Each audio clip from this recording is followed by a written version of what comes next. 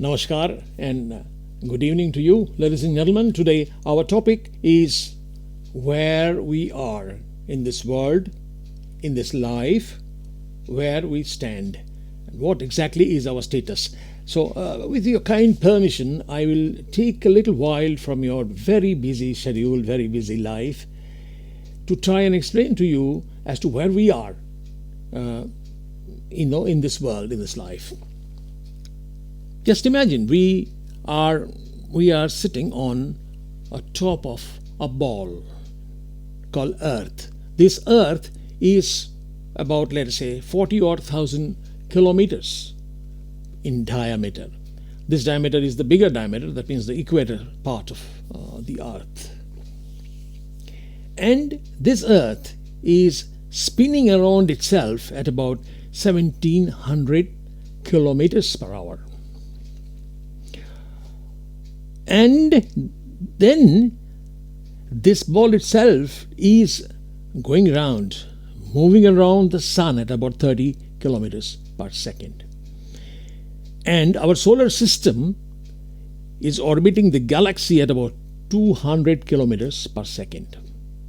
And it doesn't end there. One galaxy after the other, one keeps on rotating around the other, and the game goes on. It's a big affair, and at high speed all these are happening.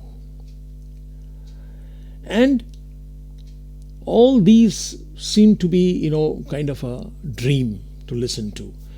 The whole world, the whole universe seems to be, dancing around at a very high and breakneck speed. We don't feel it. We feel comfortable sitting here, lying down, doing all our things, courses. Just like, in an aeroplane, when you sit, you don't feel, you can walk in the aeroplane. Similarly, on the earth, when we are sitting, we become a part of the earth, the same body, and as a result, we don't feel that the earth is moving. And in case of aeroplane or in case of undulation on the roads, when you're driving in a car, there are bumpy rides. In case of aeroplane, air pockets, bumpy rides. But in our case of the earth, there are no bumpy rides. It's going in a smooth way, except, of course, when there are earthquakes and all that. Okay, then that we will come to later on. Now, anything can happen anytime. This is what the feeling we get after listening to this. Okay, I'm not an expert scientist, but like you, like normal people, after knowing all this, don't you get a feeling that, oh my God, this is something unthinkable. Anything can happen. This is not all, guys. The ball on which we sit, we sleep, we walk, and we dance also at times, is solid. And the outer layer of the solid, the crust, is made of rocks, which is consisting of irregularly shaped slabs, which are also moving on a slow speed. These plates are called tectonic plates. It's a tongue twister. Tectonic plates, that is how the scientists have named it. And this kind of movement is happening over a layer of hot molten rock. And that is driven by the core of the earth. A lot of heat there.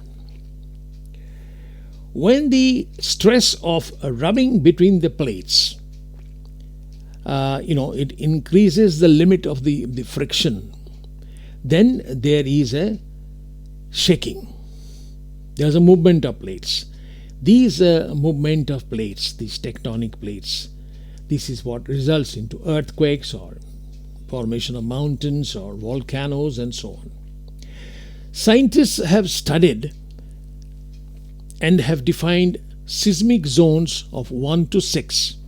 The 5th and 6th zone, I'm talking about at least in India for the time being. The 5 and 6 zone numbers are the most critical ones.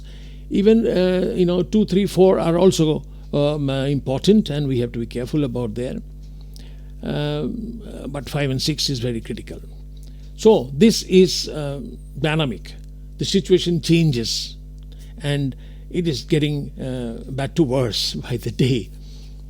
Now let us look at the atmosphere. We have nature, we have trees. What is the function of these trees? Trees are natural air filters. They absorb carbon and other pollutants. I have read somewhere that one tree absorbs about 25 kilos of carbon dioxide. It provides livelihood to millions.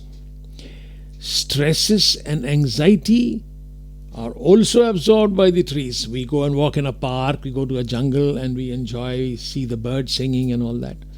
So the trees are also adding to removing the stress and anxiety to a certain extent. It absorbs the solar radiation. It takes care of noise pollution control to some extent. It draws water from the ground and evaporates. And that water again falls as a rain, so you get back the water.